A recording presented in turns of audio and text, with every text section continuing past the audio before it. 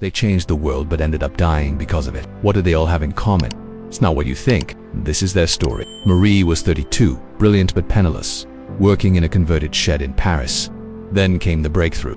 From her glowing new mineral, she isolated two elements, radium and polonium. Each grain glowed with an unearthly light. It warmed my hand. It pulsed like a tiny star in my pocket. Finally, a way to treat cancer. But no one knew radiation could kill. In 1903, Thomas Midgley was a Yale graduate with a plan to make gasoline burn smoother. He drove his engine till it knocked, then poured in a solution. It stopped knocking and ran smoothly. Not a bad start for a boy who loved tinkering, but he had no idea how harmful his fuel additive would be. Meanwhile, Irene was studying radiation with her mother. "Atoms are silent," she said, "until we make them speak." Together they bombarded chemicals with radiation and heard the answer. Atoms can give off energy in bursts. That discovery led to nuclear reactors, cancer therapy, and more. But in 1934, a polonium vial burst and Irene breathed in the dust. They each left a complicated legacy. One advanced medicine, one powered engines, one revealed nuclear secrets. But what did they have in common? You'll have to wait till the end to find out. Marie's lab wasn't just a shed, it was a hovel. She worked 16 hours a day, meticulously but when she got a grant from the government, things changed. Her new lab rivaled the finest workshops. Radium salts glowed in elegant glass containers. There were X-ray machines, spectroscopes, tons of equipment. But what use such wonders if you don't share them? Marie wanted to help patients in every corner of the world, and her research assistant was about to deliver. Fred was bright, ambitious, and poor. He'd been working with Marie for 5 years, but he longed for recognition. When a prestigious French academy offered him a fellowship, he accepted immediately, ignoring Marie's pleas to stay. That year, Fred presented some of Marie's research and was lauded as a genius. Soon, people were offering him money, a title, and even a lover. To get the purest radium, you need a ton of pitchblende, a radioactive mineral. Pitchblende from Congo mines that were full of dangerous men, disease, and death. But Fred had a solution. He told the mine manager, quote, "I am acting for Professor Q," and so began a shameful tale of deceit. Thomas had already become a big deal. He'd just patented tetra-ethyl, a compound that prevents engine knock. Auto companies snapped it up and soon it was being added to gas around the world. Knock went away and horsepower rose. But Thomas couldn't shake this nagging feeling. He took his engine to the country, hoping for fresh air. But after a while it started knocking again. It didn't matter what he did. He couldn't stop it. Then he poured in some of his anti-knock compound and voila, silence. It was a miracle. But for Thomas it was a moral dilemma. Was he poisoning the world? So he designed an experiment to test the fumes. He sent his assistant to pour in some oil and shut the valves. But Thomas forgot something. Anti-knock fumes escaped through a vent. So as he walked away, lead fumes filled his lungs. He lost consciousness and woke up in hospital. Doctors diagnosed him with acute lead delirium. His hands twitched uncontrollably.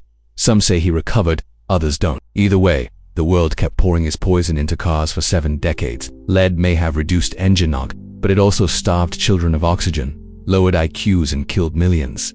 And now for a revelation. Marie, Thomas, and Irene shared one trait: hubris. They thought they could conquer anything. Thomas thought lead fumes would clear up by the time his engine cooled down. Marie thought her radium treatments would cure everything. Irene thought she could control radiation by studying it, but sometimes hubris turns to hubris. In 1931, Irene's father died, shattered by a strange sickness. His blood had turned to water. Years later, she noticed something troubling. Of the 20 scientists exposed to radiation in her lab, 6 developed cancer and 4 died from it. She had to know the cause. She tested animals with small doses of radiation and watched them sicken. Radiation causes cancer. It was bombshell news. Suddenly, the peaceful atom was a snarling beast, and Irene found herself in the eye of the storm. Should she keep studying radiation? In 1934, she received an invitation from a prestigious institute in Belgium. They wanted her to study radium and its compounds. At first, she hesitated. Since her father's death, she'd been reluctant to work with radiation.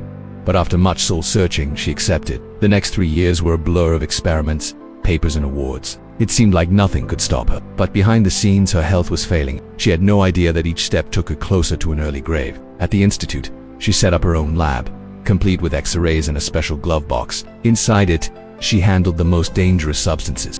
This was state-of-the-art science, but it came at a price. She worked tirelessly, losing track of time. Meanwhile, her body grew weaker, but she pushed on. After all, she was the daughter of a scientist. Her father had sacrificed himself to discover the atom's secrets, and Irene wanted to carry on his legacy. But she, too, was paying a terrible price.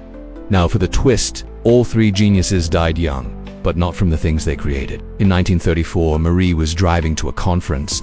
As she approached a crossroads, she slowed down, adjusted her glasses, and walked into the path of an oncoming car. She was dead on impact. Was it suicide? Maybe after all, she'd been battling cancer for years. But another theory emerged, that she simply didn't see the car due to cataracts caused by radiation exposure. Thomas Midgley drank heavily and became violent. On December 2nd, 1944, he choked on his vomit and died, but he hadn't been poisoned by lead. Instead, he was a victim of polio. Ironically, he'd tried to develop a vaccine for it. Irene passed away in 1956, aged 62. Her health had been deteriorating for years, but she'd hidden it well. Few knew she was sick. One day she fell down the stairs, revealing her frail health. Her doctor diagnosed her with bone marrow damage, probably caused by radiation exposure. Each died in a different way, but they shared one thing in common: exposure to what they created. Here's what that means. Progress isn't always safe. Sometimes it takes years to realize the dangers. Take lead gasoline. For decades, it caused huge health problems, but that only became clear in the 70s. Or radium. It was hailed as a miracle cure, but it turned out to be radioactive. And radiation isn't always safe either. Thousands of studies have linked it to cancer. That's why precautions like shielding and dosimeters exist. The lesson: not every discovery should be unleashed on the world. Sometimes it's better to proceed with caution, and that applies to Marie, Thomas, and Irene. She helped advance cancer therapy, but her treatments were dangerous and sometimes deadly. Thomas ended engine knock, but his fuel additive poisoned generations. Irene revealed atomic secrets, but she exposed herself to lethal radiation. These geniuses illustrate a darker side of progress, the fine line between advancement and harm. It's a tightrope walk we keep taking. But how do we protect ourselves? Well, that's a challenge for us all. The knowledge vault awaits.